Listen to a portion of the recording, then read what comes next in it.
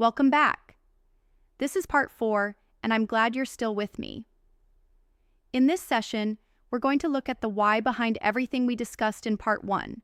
Why are so many young people underemployed across the majority world? What's driving this crisis beneath the surface? We'll unpack some big forces, like deglobalization, demographic pressure, the skills mismatch, and the rapid rise of AI. These aren't just trends, they're reshaping the future of work for millions of young people. And as we'll see, they carry deep implications for how we think about mission, discipleship, and economic justice. Let's jump in.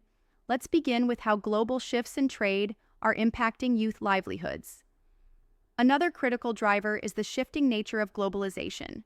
For the past few decades, developing countries benefited from a generally expanding global economy. Trade liberalization and foreign investment helped create jobs. Think of East Asia's export manufacturing boom or tourism jobs across the global south. Recently, though, there are signs of deglobalization, or at least a geo-economic realignment. Trade growth has slowed. Supply chains are being reconsidered due to geopolitical tensions, and some countries are adopting protectionist measures. So, what would a less globalized world mean for youth employment?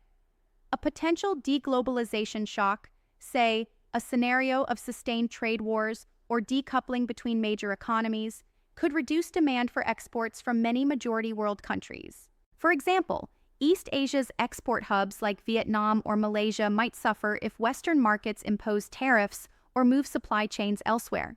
South Asia's garment exporters like Bangladesh, India, and Pakistan, and African commodity exporters could see lower revenues. That would translate into hiring freezes or layoffs for young workers in those sectors. One vivid example: if US and EU fashion companies significantly nearshored apparel production closer to home or automated factories, Bangladesh's garment sector might stop expanding. That would leave a large pipeline of rural youth migrants without factory jobs to aim for. On the other hand, deglobalization is not uniform. It may create some winners. For example, Mexico is attracting manufacturing meant for the US market. This nearshoring trend could open up opportunities for youth in Mexico and possibly nearby Central American countries. Similarly, geopolitical realignments might shift investment toward friendlier developing countries, a trend known as friendshoring. For instance, India is currently receiving multinational investment as companies seek alternatives to China. This could generate manufacturing and service jobs for Indian youth, if India can absorb them. Still, the net effect of a major deglobalization wave is expected to be negative for most developing economies. The IMF has warned that trade fragmentation could reduce global GDP and especially harm emerging markets that rely on exports. Smaller economies in Africa or Asia that never fully industrialized would find it even harder to do so if global trade contracts. Many youth in those countries would then remain stuck in subsistence agriculture or informal services instead of transitioning into better paid factory or export jobs. Another area this affects is migration. If rich countries tighten borders or face political backlash, migration outlets for young workers could shrink. For example, Gulf countries host millions of South Asian and African youth. If policies change, those young people may stay home, adding pressure to local labor markets. Conversely, if economic crises worsen due to deglobalization, irregular migration may rise, young people seeking work abroad at any cost, with all the social challenges that come with it. In a deglobalized scenario, countries with large youth populations and few natural resources, like many in sub-Saharan Africa, are most at risk of a worsening underemployment crisis. Without export industries or foreign investment, the fallback becomes informal work and, potentially, instability.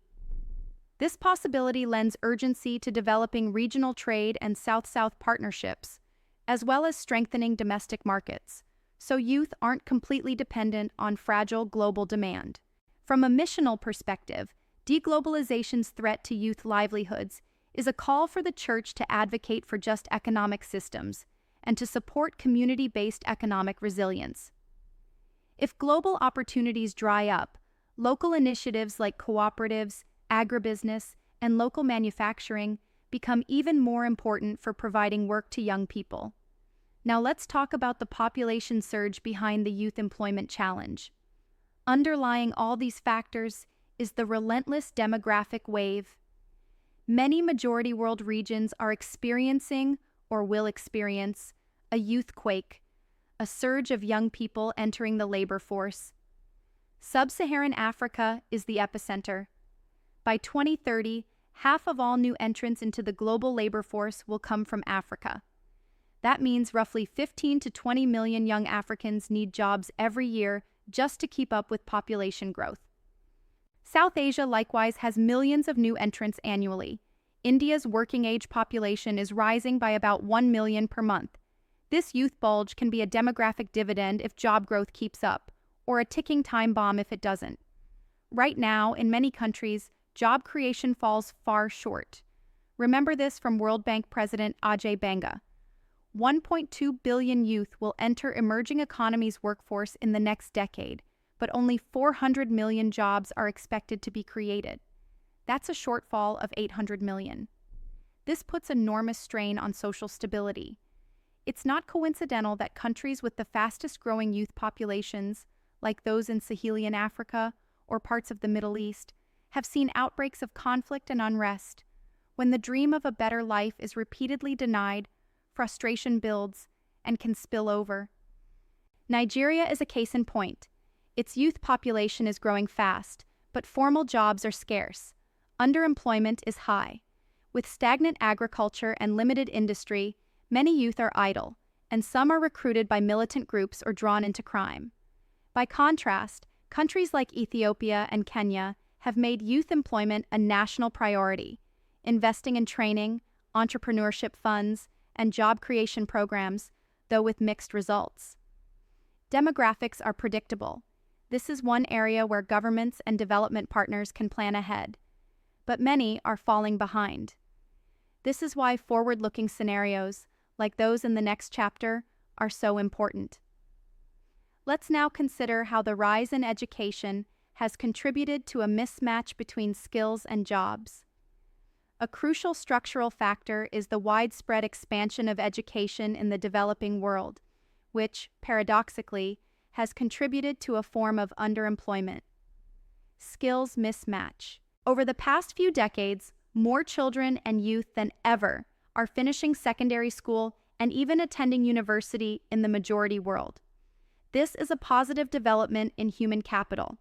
However, the economies of these countries often have not transformed fast enough to absorb all these educated youth into commensurate skilled jobs. The result is that many young graduates end up in jobs that do not utilize their training, or in unemployment queues waiting for a suitable position. We saw this vividly in North Africa, where unemployment is highest among university graduates. Throughout the Middle East, you'll find engineers or teachers by training working as baristas, clerks, or not working at all. In South Asia, the prestige of a degree leads families to invest in higher education for their children. But afterward, those youth might only find work in the informal sector, unless they're among the top performers or well-connected. India has experienced this with its proliferation of colleges. A growing number of graduates take jobs well below their qualification level or join the ranks of the educated unemployed competing for a limited number of civil service and corporate jobs. Even when jobs are available, there can be a qualitative skills gap. Employers complain that youth lack employable skills, not just technical know-how, but also soft skills like communication, teamwork, and problem solving. Educational curricula in many countries remain theoretical and out of touch with industry needs. For example, in parts of sub-Saharan Africa, one study found that the most educated struggle the most to find suitable jobs because the economy cannot offer enough high-skill positions. Meanwhile, those with basic education take the low-skill jobs that are available. That means a college graduate might reject farming or a manual trade as beneath them, yet there is no office job available, leading to either prolonged job search or emigrating. The brain drain is a related outcome. When skilled youth can't find opportunities at home, many emigrate if they have the means. This further depletes the very human capital developing countries invested in, reinforcing the cycle of underdevelopment. Countries like Pakistan and Nepal see large numbers of their brightest young people move abroad for work or study and not return. Addressing the mismatch requires both education reform and economic change. That includes more vocational training, aligning courses with market needs, and instilling an entrepreneurial mindset. There's also a role for better career guidance.